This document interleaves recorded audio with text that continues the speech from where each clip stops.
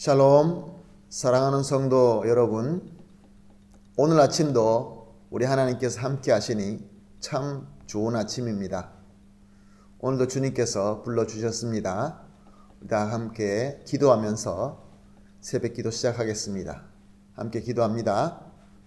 하나님 아버지 감사합니다. 어젯밤도 주님께서 함께하여 주시어서 편안하게 쉬게 하시고 오늘 첫 시간 주님 앞에 엎드려서 경배하게 하여 주시니 감사합니다. 오늘도 하나님 아버지 주님의 은혜로 함께하여 주시어서 오늘도 필요한 힘과 건강과 지혜로 함께하여 주시어서 승리할 수 있는 귀한 하루 되게 하여 주시옵소서. 예수님의 이름으로 기도합니다. 아멘. 다 같이 찬송가 254장 내 주의 보혈은 정하고 정하다 찬송하시겠습니다. 254장입니다.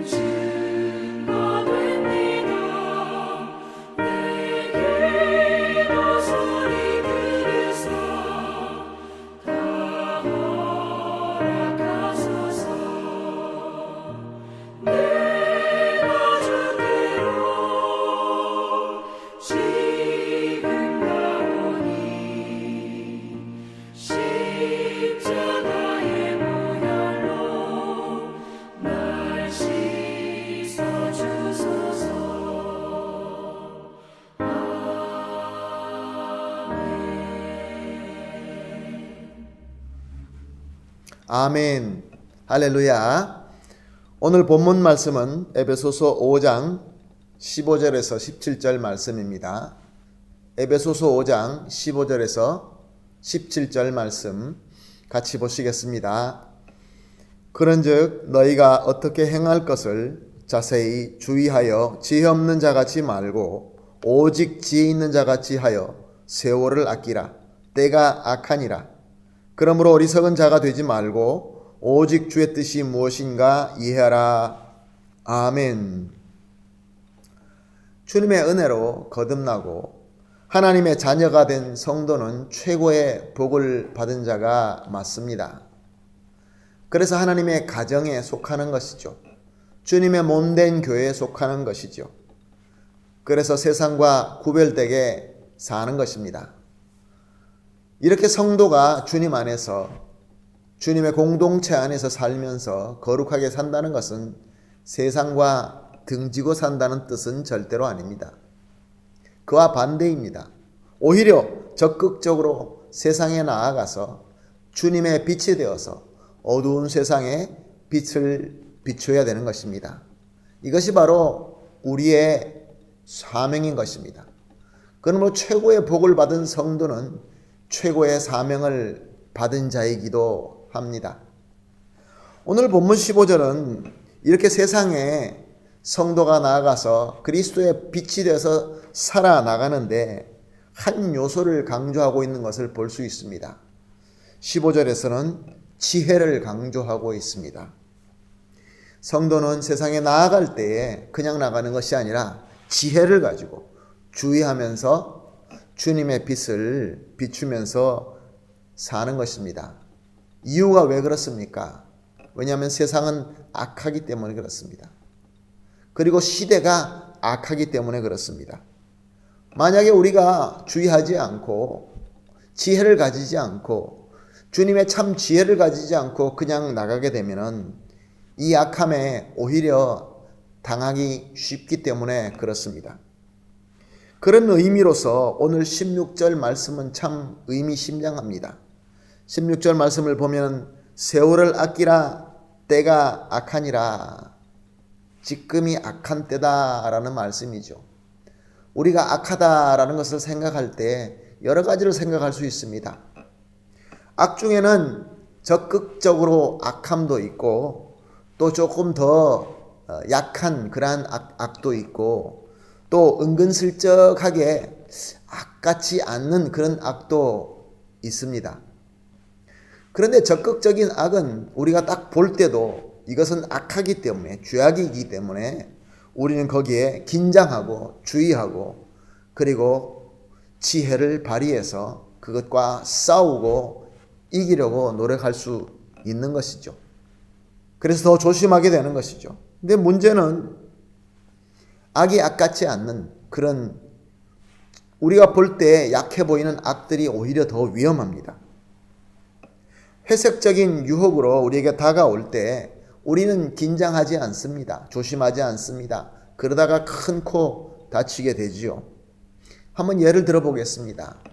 우리에게는 참 재미있는 취미가 있고 또 오락이 있고 즐기는 것들이 분명히 있습니다. 이런 것들에 우리는 별로 긴장하지 않습니다. 주의하지 않습니다. 그런데 이런 것들에게 우리가 빠지게 되면은 우리의 삶의 기본적인 질서와 패턴을 망가뜨릴 때가 참 많이 있습니다. 특별히 성도를 게으르게 합니다. 성도는 시간을 정해놓고 말씀을 보고 묵상하는 시간이 있습니다. 또한 예배를 준비하고 드리는 그런 시간도 있습니다.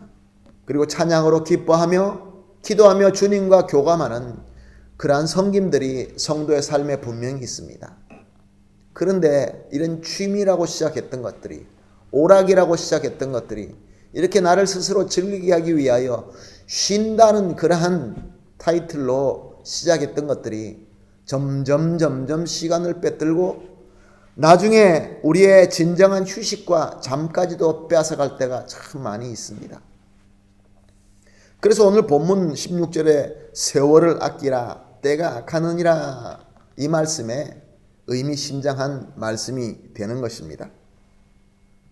사랑하는 성도 여러분, 취미와 오락이 이것이 취미와 오락으로 끝나는 것이 아니라 이것이 우리의 멍에가 되고 이것이 우리의 사슬이 되고 여기에 잡혀서 쉼조차도 수면조차도 빼앗기고 하나님 앞에 나가서 예배드리는 것까지 방해받게 된다고 한다면 이것은 우리를 낭패하게 만드는 것이죠.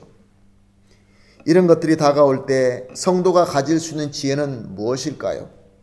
우리는 어디까지 할 수 있고 어떻게 이것을 잘 우리가 주관할 수 있을까요? 어떻게 절제할 수 있고 주관할 수 있을까요? 오늘 본문 17절 말씀 하반절에 보면은 오직 주의 뜻이 무엇인가 이해하라. 여기에 주님의 정답과 지혜가 들어 있습니다. 주님의 뜻이 무엇인지 찾고 이해하고 주님의 뜻대로만 하면은 참 지혜로 이 모든 것들을 절제할 수 있고 주관할 수 있게 되는 것입니다.